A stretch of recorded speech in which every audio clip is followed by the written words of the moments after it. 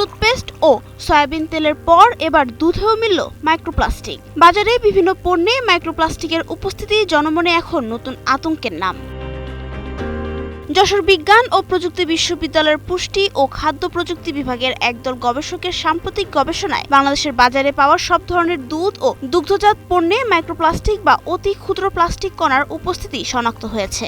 পরীক্ষা করা ৪১টি নমুনার প্রতিটিতেই এই ক্ষতিকর উপাদানের অস্তিত্ব পেয়েছেন গবেষকরা। এর মধ্যে কাঁচা দুধের নমুনা ছিল ১৭টি, বিভিন্ন ব্র্যান্ডের তরল ও গুঁড়া দুধের নমুনা ১২টি এবং অন্যান্য দুগ্ধজাত পণ্যের নমুনা ছিল ১২টি।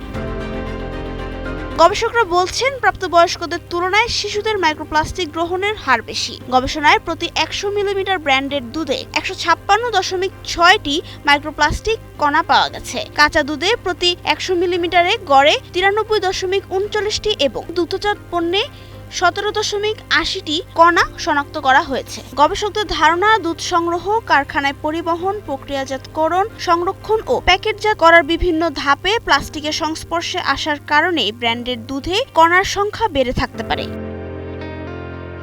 প্লাস্টিকের প্যাকেট ও বোতল ছাড়াও উৎপাদন প্রক্রিয়ায় ব্যবহৃত পাইপ, ফিল্টার, যন্ত্রপাতি, গ্লাভস, কর্মীদের পোশাক এবং কারখানার বাতাস থেকেও ক্ষুদ্র কণা দুধে প্রবেশের সম্ভাবনা রয়েছে বলে গবেষণায় উল্লেখ করা হয়েছে। গবেষণায় পিটিএফই বা Teflon, PET, nylon 6, polyethylene, PPS, PVC, polypropylene ও পলিস্টাইরিন সহ বিভিন্ন ধরনের প্লাস্টিক পলিমার শনাক্ত হয়েছে।